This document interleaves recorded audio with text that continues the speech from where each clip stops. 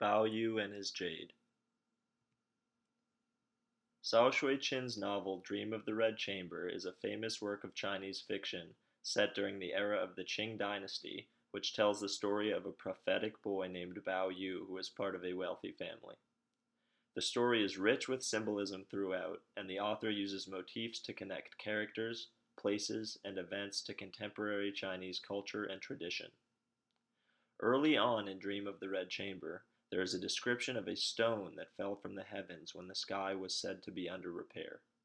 The stone has remained in the world as a supernatural presence, and it ends up around the protagonist Baoyu's neck as arguably his most meaningful possession. In Chinese history and tradition, the jade stone was a symbol of wealth and aesthetic beauty.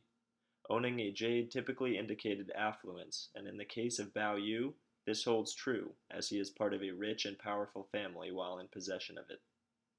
However, after losing the stone, the character changes drastically, speaking to the object's power.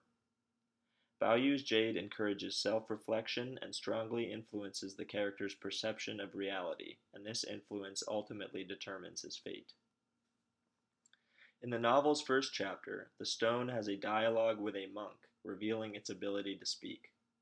More importantly, this conversation indicates that the stone will always be present to analyze situations and make Baoyu consider his surroundings in the novel. All that my story narrates, the meetings and partings, the joys and the sorrows, the ups and downs of fortune, are recorded exactly as they happened. The concept of the stone as his second set of eyes is very important to its relationship with Baoyu, for the wisdom it gives him encourages self-reflection and the discernment of what is real from what is unreal.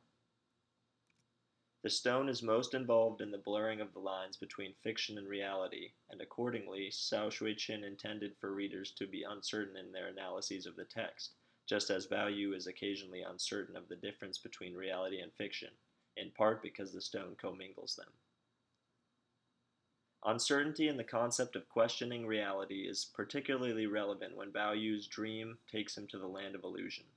The novel's author includes an important description when the protagonist first enters the dream world, a scenario made possible by the powers of the Jade. Baoyu was so excited by this invitation that he quite forgot to wonder what had become of Qin Shi in his eagerness to accompany the fairy. As he followed her, a big stone archway suddenly loomed up in front of them, on which the Land of Illusion was written in large characters. A couplet and smaller characters was inscribed on either side of the arch. Truth becomes fiction when the fiction's true. Real becomes not real when the unreal's real. This couplet reappears several times later in the story when Baoyu has his jade, and it seems to be a sort of warning for him. It suggests that the character's life may not be what he seems, a fate that is ultimately resolved with the loss of a jade, and indicates that belonging to a high-ranking family is not what matters most. Mark Ferrara's work, reflecting on commentary on Dream of the Red Chamber, reinforces the idea that Baoyu's jade is magical and instigates self-reflection. The author also notes that the stone gives Baoyu his intelligence and unique qualities, which could explain the character's fate in the novel. Lee's distinction between the stone and man may help to explain why Baoyu becomes a simpleton when the stone mysteriously disappears in Chapter 94, for it enhances Baoyu's intelligence, so that when it is lost, Baoyu becomes almost an imbecile.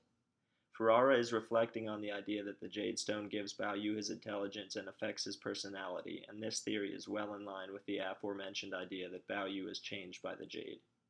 Accordingly, the protagonist's decision to become a monk and live in an enlightened manner is due to the Jade and its influence.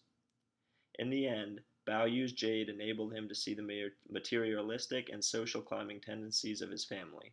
The protagonist's stone in the novel is an especially interesting commentary on the role of the jade in Chinese and Qing tradition, for it seems to be an object of wealth, but later shows Baoyu the path he truly desires, one that is not marked by wealth whatsoever.